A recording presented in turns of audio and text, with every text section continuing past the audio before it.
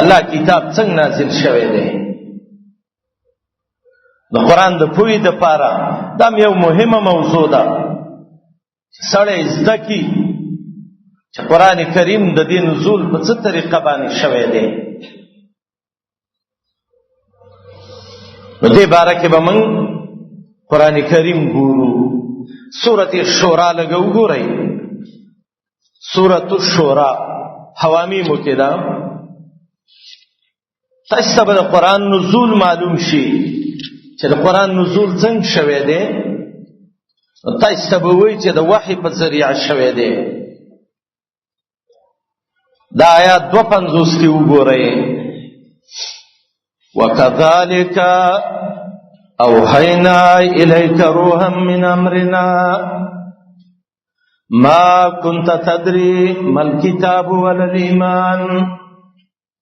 اے محمد رسول الله دغشان وحیم د تکړه دا د قرآن روح.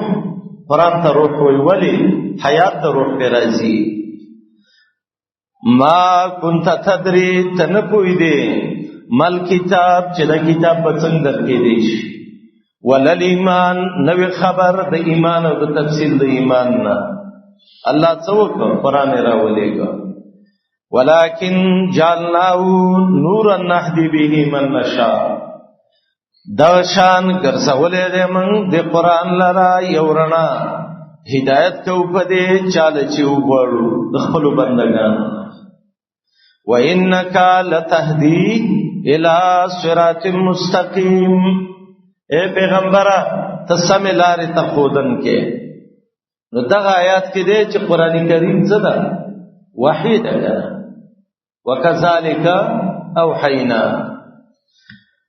سورة النجم کې 4 آیات کې دی إِنْ هُوَ إِلَّا وَحْيٌ يُوحَى. نه دی قرآن او خبرې د نبی مگر وحی ده چې وحی کې دی. سورة جن کې دی قل اوحي إلي أنه استمع نفر من الجن فقالوا إنا سمعنا قرآنا عجبا. ورته وایا ما ته وحی شوی ده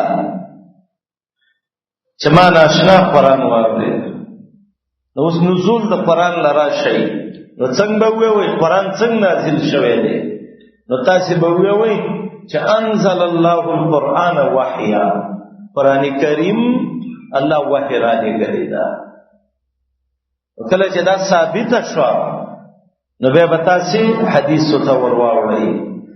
باب کیف کان بدء الوحی الی رسول الله صلی الله علیه وسلم. نبی کریم علیه السلام ته وحی څنګه شوی و؟ امام بخاری آیات راوړی دی انا اوحینا الیک کما اوحینا الی نوح. اے نبی ستا وحی او د نور انبیاء وحی یو شان و.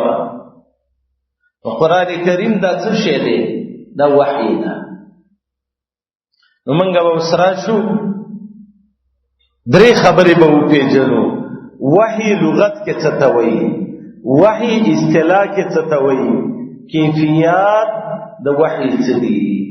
څو خبرې شوې؟ 3.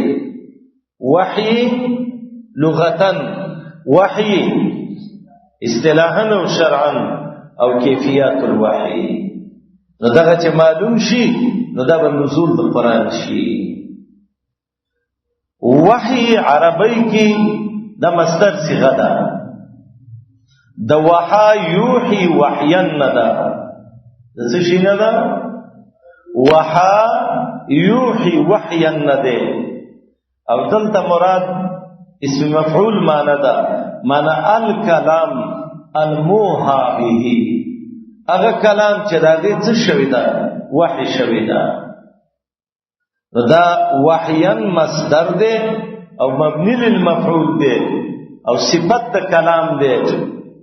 یعنی الکلام الموحى به هغه خبره چې باغې باندې څه شوی ده؟ وحی شوی ده. وحی څه ته وایي لغت کې؟ حافظ ابن حجر د بخاری شارح فتح الباری کې وایي ایوه معنی د وحی څه ده؟ الاعلام فی خفائنا. الاعلام فی خفائنا، په پټه خبر ورکول دته وحی وایي. امام جوهری، امام ابن منذر افریقایی صاحب د لسان العرب، هغه وایي د وحی لغوي معنی څه دي؟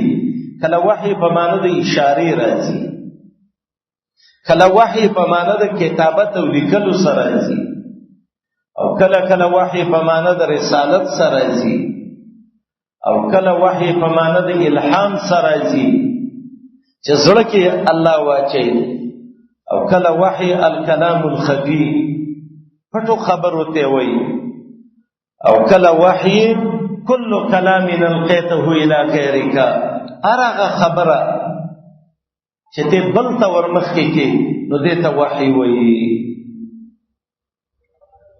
دا لغوي معنی دي د څه؟ د وحی. قرآن کریم کې وحی څه ته وایي؟ معانی الوحی فی القرآن الکریم. یوه معنی ده الهام فطری، چې الله د چا فطرت کې یو خبره واچي نو دې ته څه نوم ویلی کېږي؟ وحی وایي. دا معنی سورة النحل 8 کې ده. وَأَوْحَى رَبُّكَ إِلَى النَّحْلِ أَنِ اتَّخِذِي مِنَ الْجِبَالِ بُيُوتًا. الله د تورې مچۍ فطرت کې چلیو چې د غرونو کې ځان له کورونه جوړوا. دلته دا اوحا معنی ونه کوي چې جبريل وته الله را لېږلی و. تورې مچۍ د جبريل نه راځي. اوحا معنی څه ده؟ خولې وخوځوئ. فطرت کې ول الله چلی بس. دویم الهام وحی څه ته وایي؟ حکم تکوینی ته. هغه د الله حکم چې کائناتو کې الله نافذ کوي دې ته وحی وایي. سورۃ زلزال 5 آیات کې بأن ربک وی اوها لها، ستا الله دې کائناتو ته حکم کړی دی. الته وحی دا معنی کوي چې دې ټول کائناتو ته الله جبريل را لېږلی. اوس به تم په یو بالغ کې نه چې جبريل په کوم ګټ به راځي، نه نه دغه معنی ده. دلته د وحی معنی څه ده؟ هیڅ شی. څه معنی ده؟ حکم تکوینی. دریم الهام رحمانی، چې الله د نیکانو خلقو زړه کې یو د خیر خبره واچي دې ته وحی وایي. سورۃ مائده 1:19 کې وَإِذَا أَوْحَيْتُ إِلَى الْحَوَارِيِّينَ أَنْ آمِنُوا بِي وَبِرَسُولِي. دلته د وحیتو معنی څه ده؟ کله چې ما زړه کې چلیو هغه مخلصینو مرګرو د عیسی علیه السلام لا چې ما باندې ایمان راوړی او پر رسولانو یې راوړی. سورۃ قصص 9 آیات کې وَأَوْحَيْنَا إِلَى أُمِّ مُوسَىٰ أَنِ ارْضِعِيهِ. زړه کې مې اچلیو ابۍ د موسی ته چې موسی له پی ورکاوه. او حینا دا معنی ده چې فرشته مې ولرا لېږلې وه. دا څو معنی شو ملګرو؟ درې. څلورمه معنی حکم الله الی الملائکه، چې الله فرشتو ته حکم وکړي چې دا کار داسې وکړي نو دې ته وحی وایي. اذ یوحی ربک الی الملائکه انی معکم فثبتوا الذین آمنوا.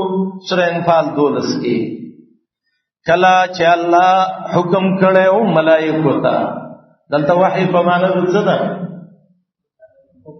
عجیب. وحی په معنا د څه ده؟ وای کنه تکه بنو وای حکم ته. څلورمه پنځمه معنا اشاره باندې خبره کړي. اشاره کول چاته اسپلاس اشاره وکي دې ته الله وحی ویل ده. زکریا علیہ السلام د عبادت خانه نه راووته، خلکو څخه خبرې کولې. فاوحى الیہم ان سبحوا بکرة وعشیا. زکریا علیہ السلام په اشاره او تویلې الک پیدا کیږي یحیی سبابګه د الله تسبیح وی بچی دی پیدا کیږي رزه مکو اسمان ته ټوپک نیولې ډز ډز ډز د پلانې د ښځې زوی شوی دی لورې شوی دی د دې وخت کې ان سبحو بکرتن واشیا دا څه معنی شو شپږمه معنا شیطان چې کله زړه کې چاته شر واچي دې ته وحي وایي وان الشیاطین لیوحون الی اولیائهم لیجادلوکم سورہ انعام یوسلیه وشکه یقینا شیطانان لیوحون الی اولیائهم دلته مانند کې چې وحي کوي د شر خبره چې خپل دوستانو ته د دې لپاره چې تاسیسا جنگ وکړي دا څه شی دی ورونو دې ته ویل کېږي معنی د وحي قرآن کې څو معنی د وحي شوي شپږ اوله کما زرو وي الهامي فطری دویمه کما حکم تکوینی دریم الهام رحمانی څلورم حکم الله الی الملائکه پنځم اشاره او شپږم شیطان چې زړونو کې شر واچي شریعت کې وحی څه ته وایي لغوي او قرآني معنی هم ولا او پیژاندلې اسلام کې وحی څه ته وایي ویل کدا په وحی کې دا ابن حجر فتح الباری کې وایي چې وحی دې ته وایي اعلام الشرع وكلام الله المنزل على رسول الله اعلام الشرع چې شریعت خبر ورکی وكلام الله او د الله خبره المنزل على رسول الله هغه چې هغه د الله پر رسول نازل شوی دی دا ته څه وایي وحی ته وایي اعلام الشرع چې شریعت خبر ورکی وکلام الله او د الله خبري څبانه المنزل على رسول الله چا دا تعریف کړي دي چې تکلیم الله سبحانه واحدا من عباده بطريق من طرق الوحي تکلیم الله سبحانه وتعالى د الله د یو چا څخه خبرې کول بطريق من طرق الوحي په یو طریقې د طریقو د وحی نه دا دې ته څه ویل کېږي وحی ته ویل کېږي شریعت کې کیفیات نزول الوحی الله په کومه طریقه وحی نازل کړی دا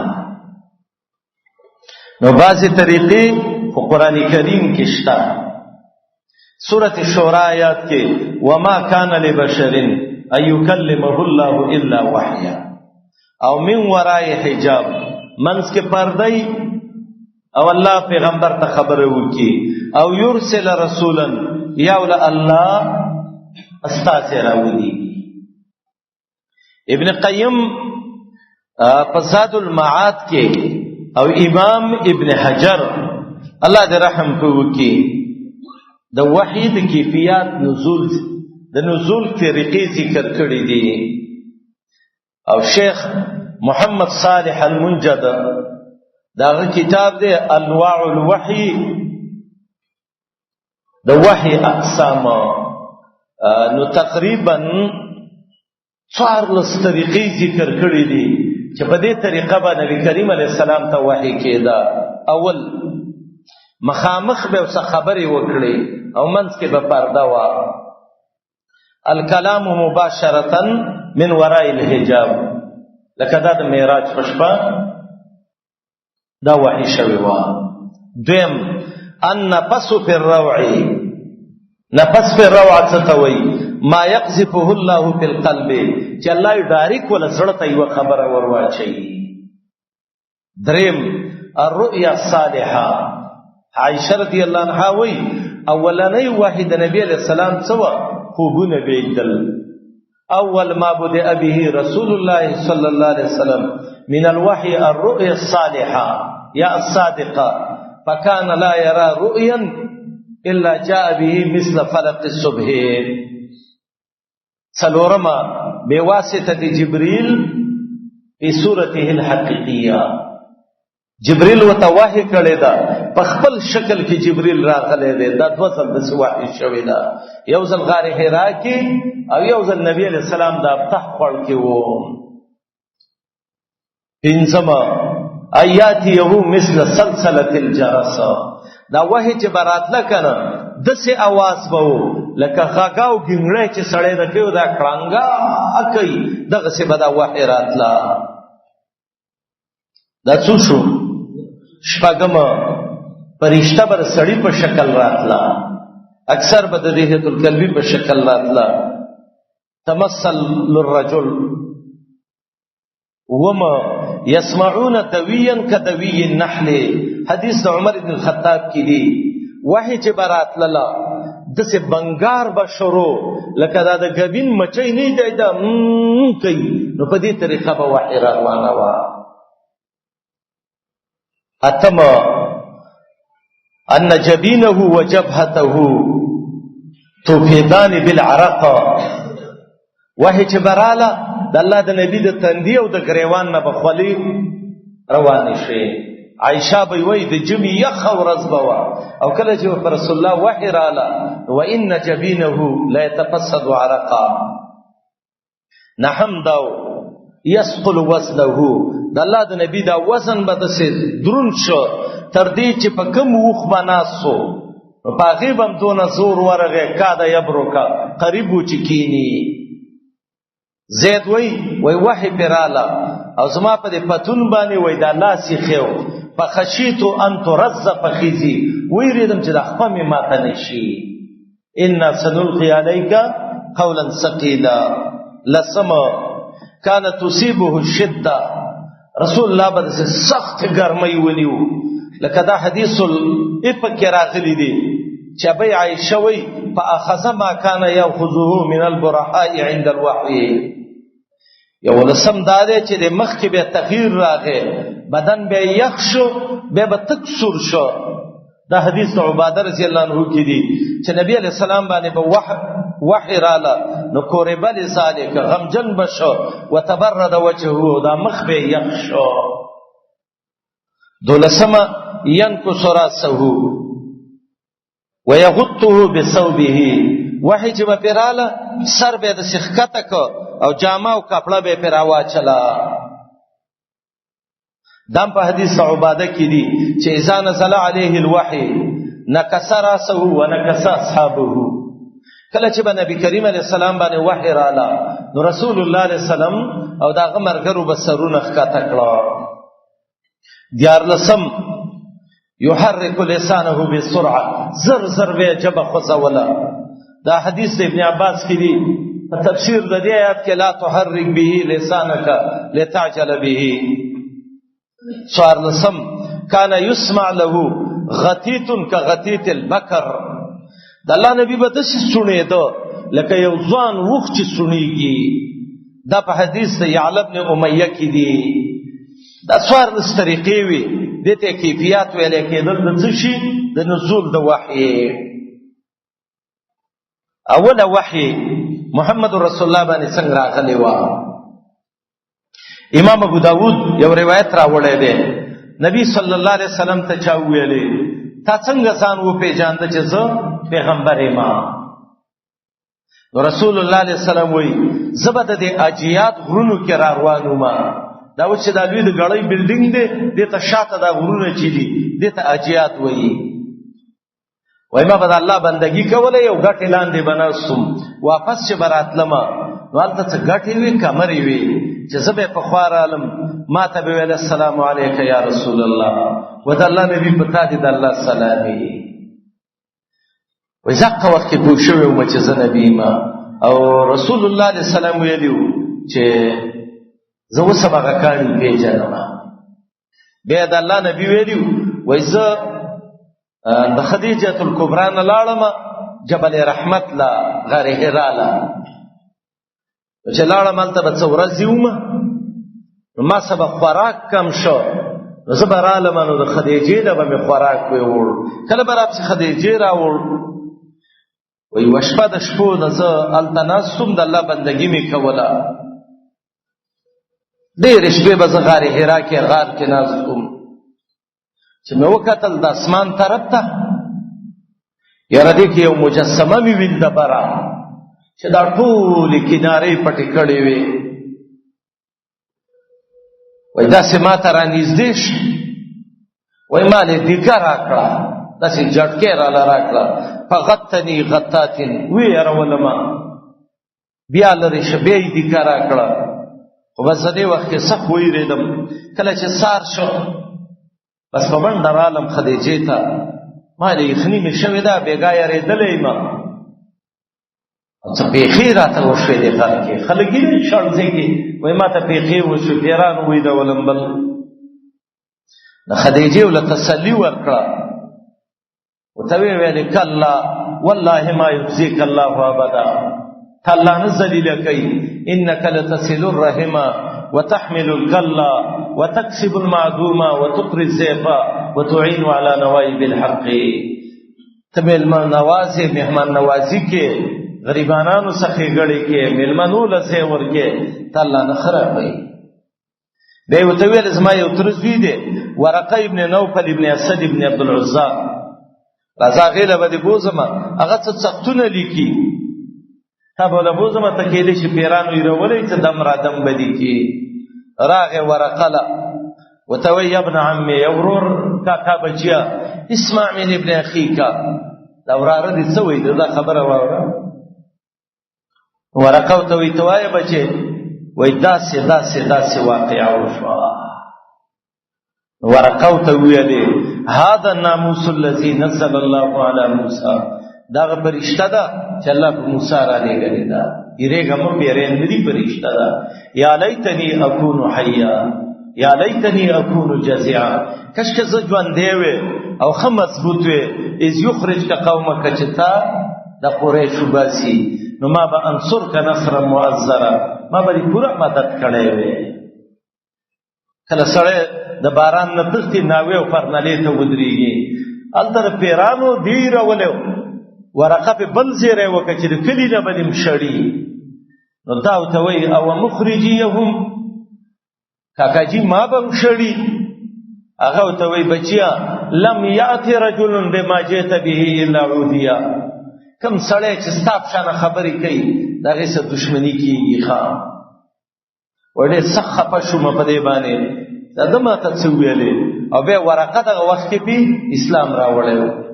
بیا نبی علیه السلام ورته وایي، دغه دا خدیجه ورته وایي کلا والله ما یخزیک الله ابدا، ته چرې الله نه شرموي، ته صلې رحمي پالې، وتحمل الکلا بوجونه اوچتې، وتصدق الحدیث رښتیا خبرې کې، وتکسب المعدوم غریبانان له ډوډۍ ورکې، وتقری الضیف مهمان نوازي کې، وتعین علی نوائب الحق، او ته د خلقو سره د حق کارونو کې مدد کې.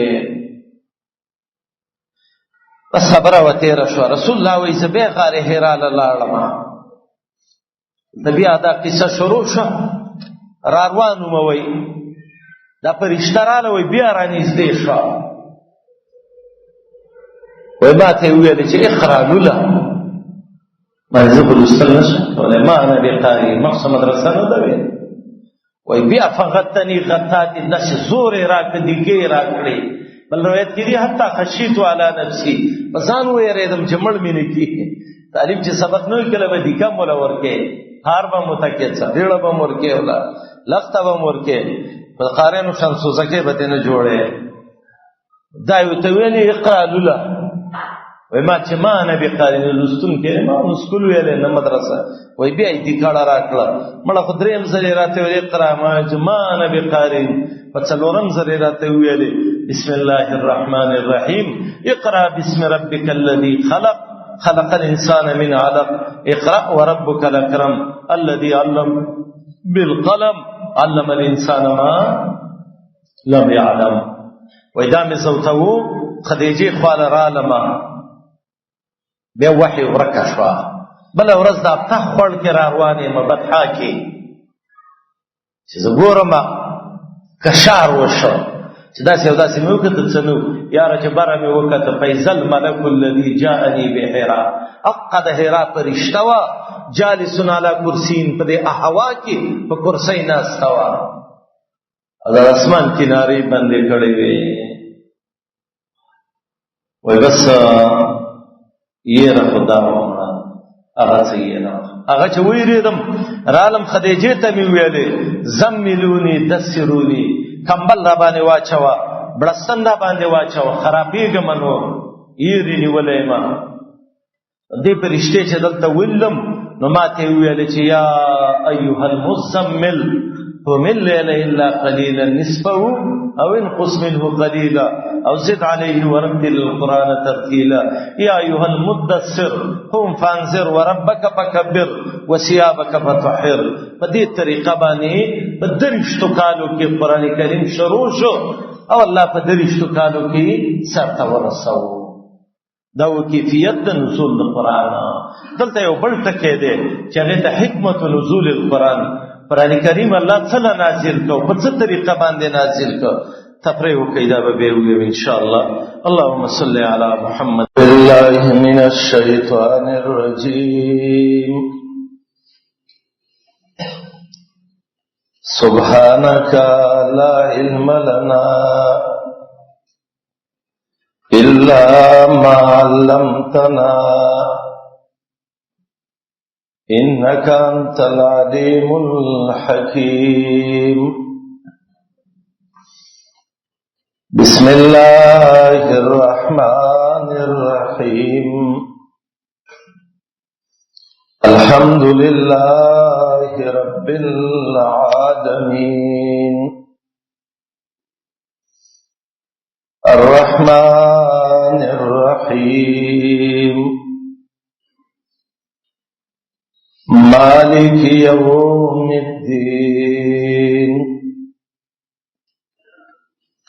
إياك نعبد وإياك نستعين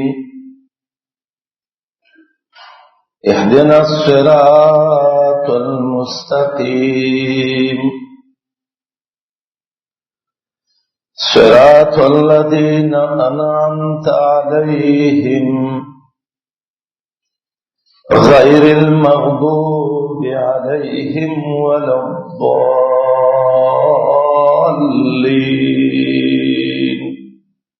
آمين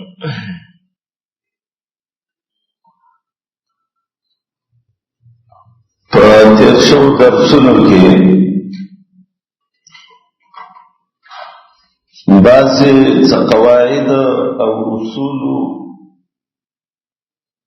چاہتا ضوابط التفسیر او قواعد التفسیر وئی منگاغی تذکرہ کولا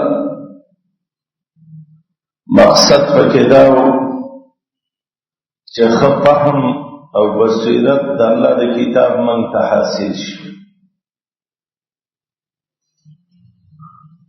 یو موضوع شروع چې هغه ته نزول د قران کریم وایي خبره دې چې تر رسیدلې و چې په درشتو کالو کې الله محمد رسول الله صلی الله علیه وسلم ته دا قرآن کریم پورا مکمل ورکا چې اولانې سورت علق او اخیرانې سورت نصر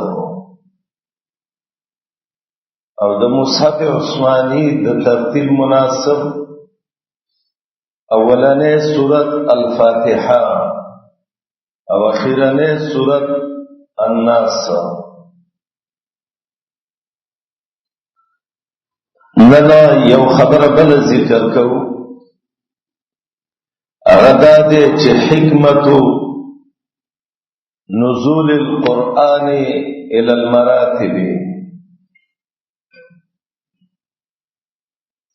دا هم د قرآن د پوی او د بصیرت د پارا یو مهمه خبره ده اغدا دے چې په دې له ذهن خلاص کړي چې دا قران کریم د لوح محفوظ نه راغلی دی زمکه ته نو درې دمو باندې دا قرآن را رسېدلی دی. څنګه اول قرآن کریم دا په لوح محفوظ کې پروت و. لوح محفوظ هغه تختی دی چې الله بر ساتلی وي اسمانونو کې، او دا سورة بروج 21 او 22 آیاتونو کې دي.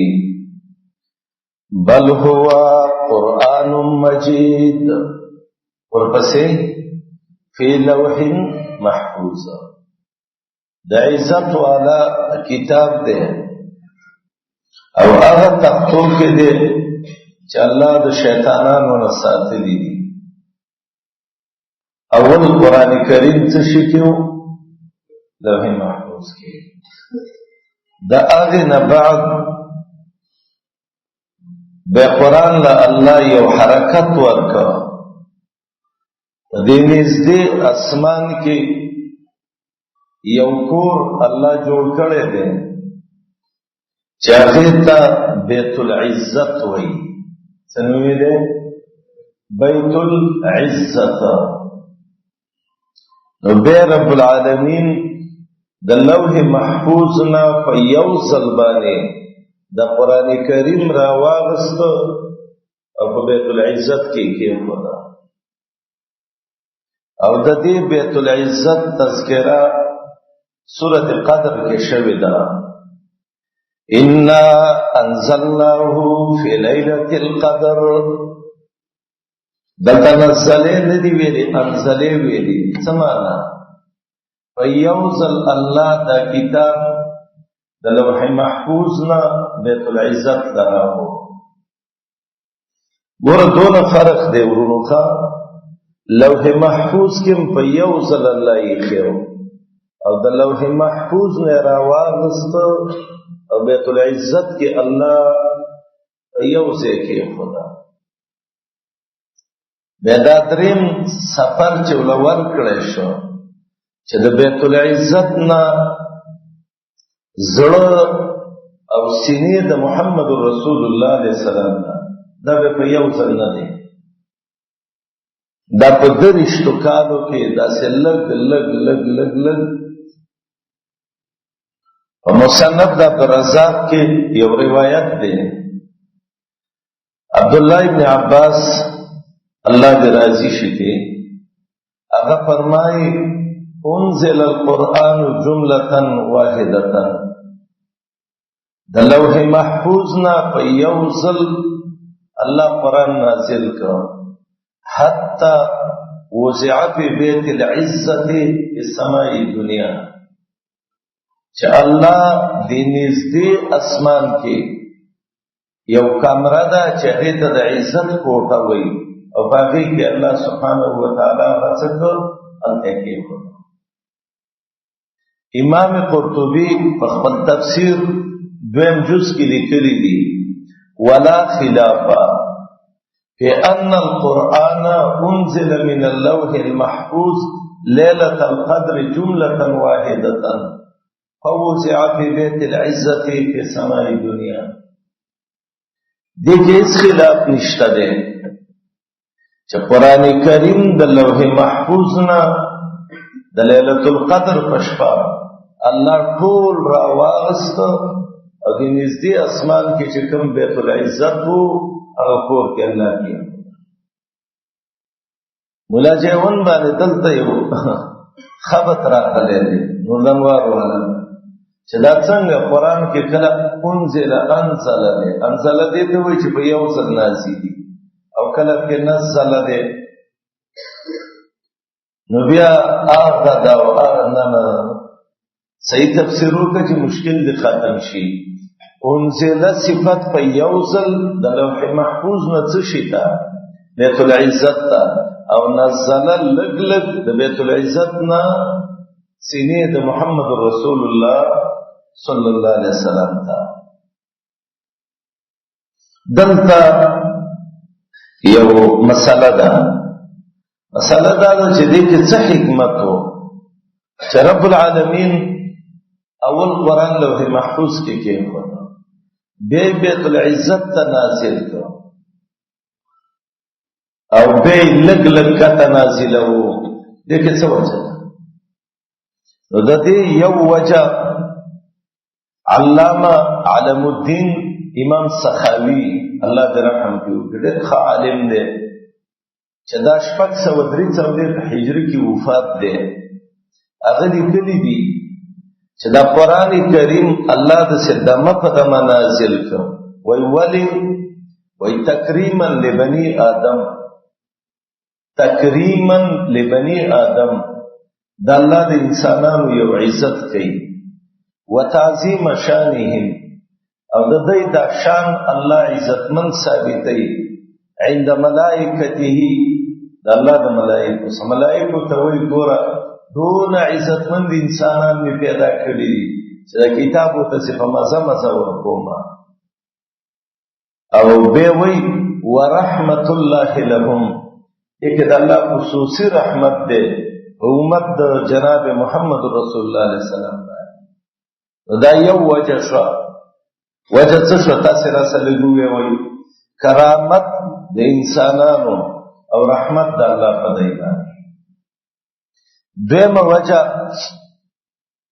یو بل عالم دی او دا ډېر مشهور عالم دی، اسلام کې ډېر ښه خدمتونه کړي دي، په نوم د ابو شامه باندې، چې دا ابو شامه 655 کې 665 هجري کې دا وفات شوی دی.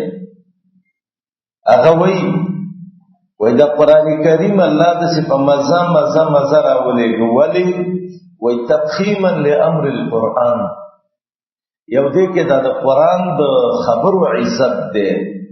و امر من نزل علیه القرآن، او دې کې عزت د محمد رسول الله دی. څنګه؟ وذالک باعلام سکان السماوات السبع، دا د 7 اسمانونو خلق الله خبرول چې بأن ذالک آخر الكتب المنزله، دا اخرنی کتاب دی چې الله انسانیت لراولي على آخر النبي وخاتم الرسول صلی الله علیه وسلم، او لاشرف الامم، هغه عزتمند امتونو ته الله دا رالېږي. الله دا کتاب لږ لږ رالېږي. ولې؟ یو تعظیم د کتاب، دویم تعظیم د نبی، او دریم تعظیم د امت. دریم قول علما دام ذکر کوي، وای دا لږ لږ رالېږي. ولې؟ لیعلم، چې دا معلوم شي چې ان القرآن محیّ للنزول والبیان فی کل وقت و زمان، چې په هر وخت هر زمانه کې قرآن کریم نوې نوې نزول ته تیار دی. لیعلم ان القرآن، نږدې کې نه خالی ځای لیعلم ان القرآن، چې خلقو ته پته ولګي چې قرآن کریم محیّ للنزول والبیان فی کل وقت و زمان، چې هر وخت کې هر زمانه کې قرآن کریم چې ضرورت وته شي د الله د نبی په عصر کې دا تیار دی چې نازل شي. څلورم وجه یو عالم دی محمد ابن عبد العظیم په نوم باندې. څنګه دی؟ محمد ابن عبد العظیم، او دا مشهور دی په امام زرقانی باندې، او دی په موطا د امام مالک باندې ښایسته شرح لیکلې ده چې هغې ته حاشیه د زرقانی وایي. هغه یو ناشنا خبره لیکي، وایي الله قرآن کریم راواغسته د لوح محفوظ نه، کوم ځای کې کېښوده؟ بیت العزت کې. وایي د دې 2 وجې دي. یو وجه نفی الریب والشک عن القرآن، چې قرآن کریم کې ریب او شک نشته دی. نفی الریب والشک عن القرآن، چې دې کتاب کې نه شک شته او نه پکې ریب شته دی. دا کې یوه پیدا ده. دویمه پیدا وزیادتا للایمان به او دا لگ لگی را لگه دا دید پارا چه پده باندې د خلقو ایمان زید شي قرآن باندې ایمان زیدیږي الله تزمنګ ایمانونه په دې کتاب باندې زید کی دا څو وجه شوي څلور پنځم وجه چې قرآن کریم د بیت العزت نه الله رب العالمین د سخلګ لګ راولېږي دا وجه ان شاء الله سورة شورا شورا نخا شورا حوامیم کی دے یوصل دو نوی یوصل ضرور نوی کی اللہ دا وجہ لکلے دا وَإِنَّهُ لَتَنزِيلُ رَبِّ الْعَالَمِينَ آیت روڑوئی وَإِنَّهُ دا قرآن کریم لَتَنزِيلُ رَبِّ الْعَالَمِينَ دلتے تنزیل راوڑے دے لگ لگ را دے گل در رب العالمین دی بیت العزتنا نزل به الروح الامین جبریل امین دارا وڑے دے علا قلبک محمد رسول اللہ ستا سڑبانی پیدے صدا دا لگ لگے اللہ ولی را دی دی چا پیدا دا بس اللہ خپل ویلی دا کنا لتکونا من المنذرین او منذرین اے نبی چتا دا اب چانے چی دی امت لپدے بانی یہ روان کی لگ لگ برانی گی نو امت بکر لگ لگی آرے دا اللہ دا عذابون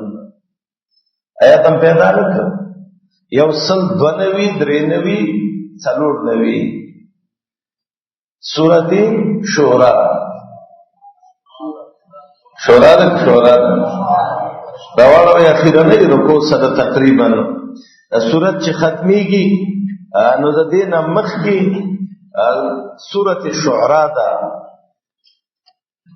دا اخیرانی رکو دا دینا لگ مخ کی گو رئی وطا آیات دے درینوی وَإِنَّهُ لَتَنزِيلُ رَبِّ الْعَالَمِينَ نزل به الروح الأمين على قلبك لتكون من المنذرين بلسان عربي مبين سورة الشعراء ما شعراء ہوئے غلط میں ہوئے دا شعراء دا گردا پیدا دا اللہ دا کتاب لگ لگ ولی نازلی لتكون من المنذرين اے نبی اے محمد رسول اللہ چه انذار او ير راشي او ته په دې باندې د الله دا مخلوق څه کې ويره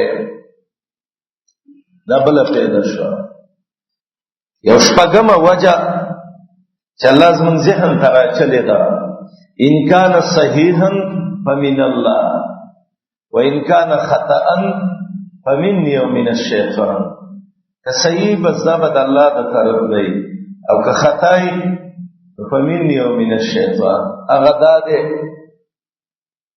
چه قرآن کریم کل نازلی دو پا دغا وقت کی مختلف علاقون بخلق راتلل مختلف شکون بیو مختلف اعتراضون بیو نوی نوی نوی نوی اعتراضون بکیدل رب العالمین خو حکیم و علیم ذات دیکھنا اللہ با وقت لگ لگ نازلو چې دغه اعتراضونه او دغه شکونه به ختم شي کله یو ځل نازل کړي وي به به خلق ورسته نوی اعتراضونه کوله كذلك لنثبت به ولا يأتونك بمثل الا جئناك بالحق واحسن تفسيرا خار بدلتا یو بل مسله یاد کړئ مسله دا چې قرآن کریم د بیت اللوح محفوظ نه بیت العزت تا الله په یو ځل راولېږي نو بیت العزت نه به هغه قلب العزت تا قلب العزت څه شی دی زړګی د محمد رسول الله دی نبی کریم دی عزتمن زړګی ته به یو ځل ورکړی وي دا تدریجا ولې راولېږي چې دا درش کاله کې نن یو صورت سبا بل صورت بل ورځ بل صورت. نو د دې علما پنځه وجې ذکر کوي. اوله وجه تقویتا لقلب رسول الله صلی الله علیه وسلم. الله په دې باندې د محمد رسول الله زړه مضبوطوي. کذالک لنثبت به فؤادک. سورہ فرقان 2. اے نبی لګ لګې را لیږو زړګی دې په مضبوطو. دا اوله وجه. دویمه وجه تيسير حفظه وفهمه. دا لګ لګې نازلې څه د پاره چې په اسانه یاد شي. سبق چې به ډیر شي کنه به نه یادېږي، او چې لګ لګي به څه کېږي یادېږي. دریمه وجه تنفيذ احکامه وتربیه هذه الامه. الله دا لګ لګ نازل کړو چې د احکام د قران نافذ شي په دنیا کې او د امت تربیه وشي. تنفيذ احکامه وتربیه هذه الامه. څلورم د معترضینو اعتراضونه وقت په وقت باندې الله تدریجا قران نازل کړ چې د اعتراضونه ختم شي.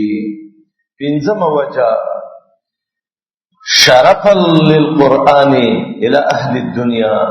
الله د قرآن عزت ټول دنیا خلقو ته دغه کیدا خی چې لکه قرآن کریم یو داسې عزتمن میلمه دی. الله دې موږ قربان کې په 30 کالو کې د دې انتظار شوه دی. د میلمه چې 30 کاله انتظار وکړي دا عزتمن میلمه یې کوي. نو دا 30 کلن میلمه دی قرآن کریم. نو شرفا للقرآن الى اهل الدنيا. الله د دنیا خلقو ته خی چې د دنیا خلقو بهترین میلمه الله کتاب دی. ګور 30 کاله کې الله لګ لګ نازل کړ او محمد رسول الله او مؤمنانو دا دې څه کړی دی انتظار کړی دی. یو بل مسله چې دام دو اصول د قران سره تعلق ساتي او دا ډیره مهمه خبره ده چې هغه ته ویل کېږي مسله د علوم القرآن. زه کوشش کوم د اصول باندې مخه شپږ اصول دي لکه ما ته استویل مخکې. اول پاغي کې څه دی؟ توحید. توحید څه ته وایي؟ وحد یوحد توحیدا رب العالمین یوازیواله بیانولا چې الله شریک نه لري. د توحید ضد شرک. شن را کاف دا برخه ته ویل کېږي. موږ به د شرک وضاحت وکړو ځکه الاشیاء تتبین بأزدادها ونزیمهم وبهم عرفنا فضله. متنبی وایي وبضدها تتبين الاشياء. د توحید ضد څه دی مرګرو؟ شرک. شرک دوه قسمه دی. یو شرک اعتقادي دی او دویم شرک فعلی دی. شرک اعتقادي دی ته وایي یو سره عقیده وساتي چې رب العالمین سره شریک شته دی. او دا شرک اعتقادي څلور قسمه دی. یو د شرک په علم. دا شرک دی یو سره عقیده وساتي چې لکه څنګه چې الله په معالم دی نو پلانې پیر ولی مولا مرشد دم په معالم دی. دته ویل کېږي شرک په علم. قرآن کریم کې ډیرو آیاتونو کې د دې شرک رد دی. دویم دی شرک په تصرف.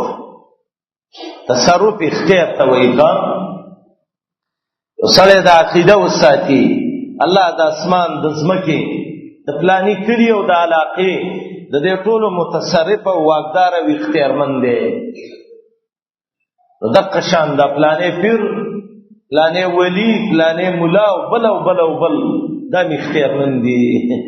تاسو د مخکې وخت کې ایو بزرګ ویل دي کنه وای دې په خبر کې یو ولی دی جامې په غاړه نشته دی کپڑے په غاړه نه نو ولی ته بربندي هغه وایي د ټول پېښور متصرف دی، که څوک دی پنجان صاحب دی.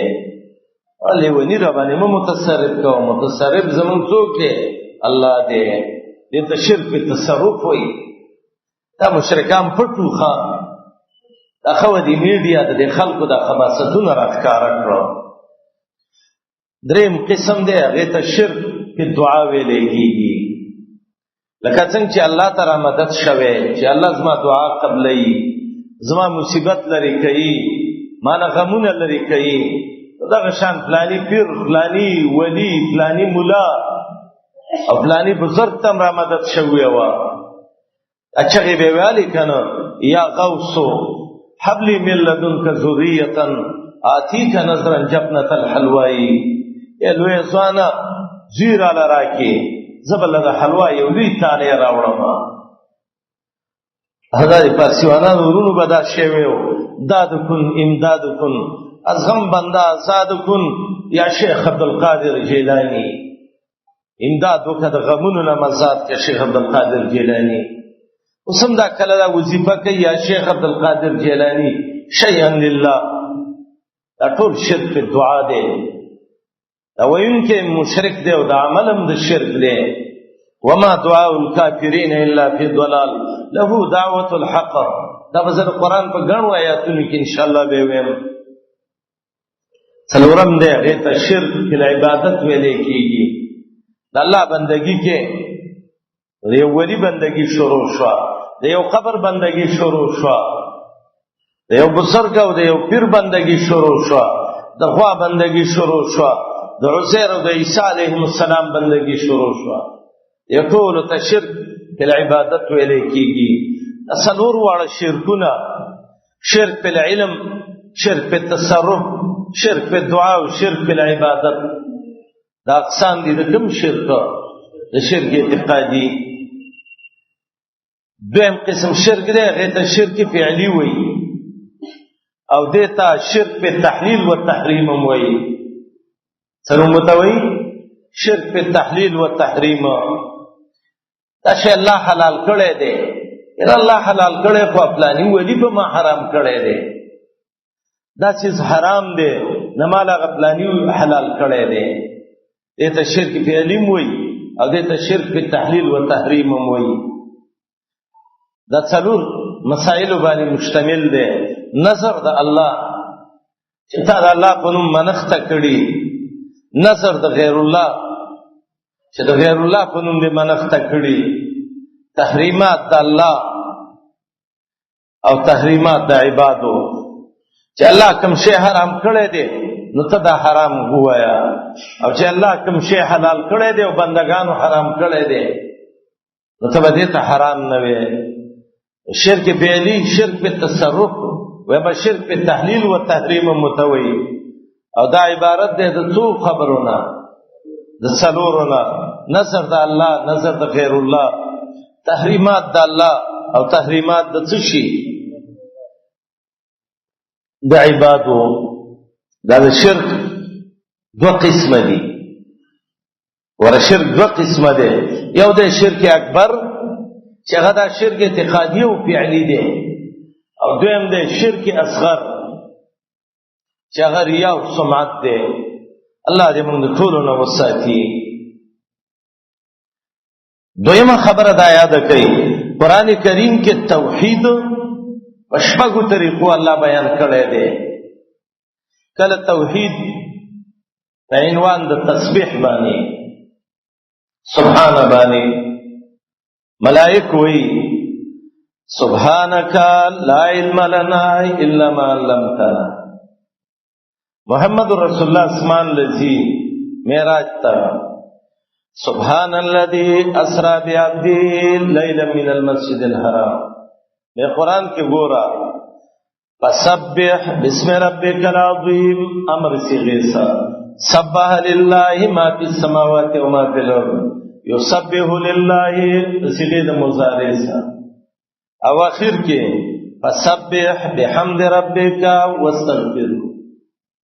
تسبیح کله توحید په دینم بیانېږي، سبحان الله وبحمده، سبحان الله العظیم، كلمتان حبيبتان إلى الرحمن ثقيلتان في الميزان خفيفتان على اللسان سبحان الله وبحمده سبحان الله العظيم. کلا کلا توحید په عنوان د حمد باندې الحمد لله رب العالمين الحمد لله الذي خلق السماوات والأرض الحمد لله جاعل الملائكة فقطع دابر القوم الذين ظلموا والحمد لله رب العالمين. او اخر کې وي فسبح بحمد ربك. او د ډېر آیاتونه دي.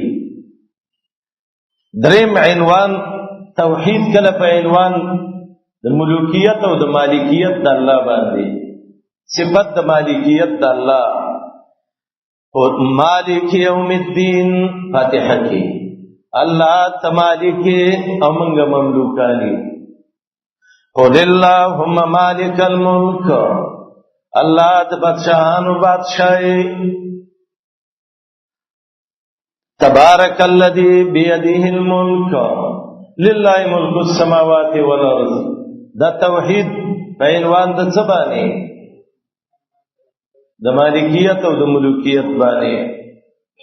څلورم کله توحید په عنوان د برکت باندې تبارک اسم ربک ذی الجلال والاکرام تبارک الذی بیده الملک فتبارک الله احسن الخالقین تبارک الذی نزل الفرقان علی عبده تبارک الذی جعل فی السماء بروجا.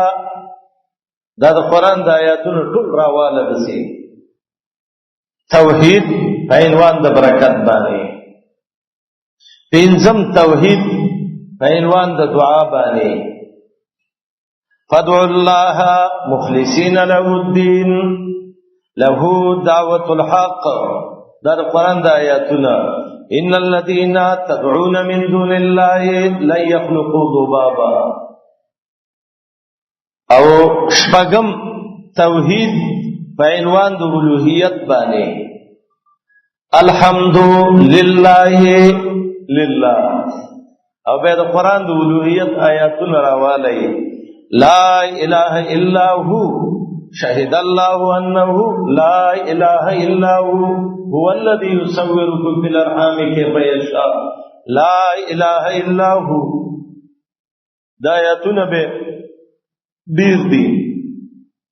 اوم توحید کله په عنوان د عبادت باندې ایاک نعبد و ایاک نستعین فاعبد الله مخلصا له الدین واعبد ربک حتى یاتیک الیقین.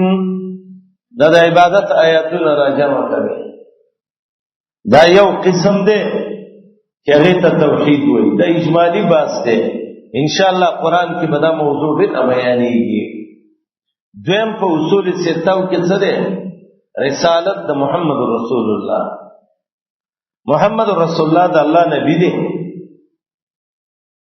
کله دې د رسالت او د نبوت نه انکار وکړو ایمان به دی او خاتم النبیین به منی او د قرآن په دې باندې تصریح ده محمد دی احمد دی او دا خسته خسته صفات چې قرآن ول ذکر کړی دي.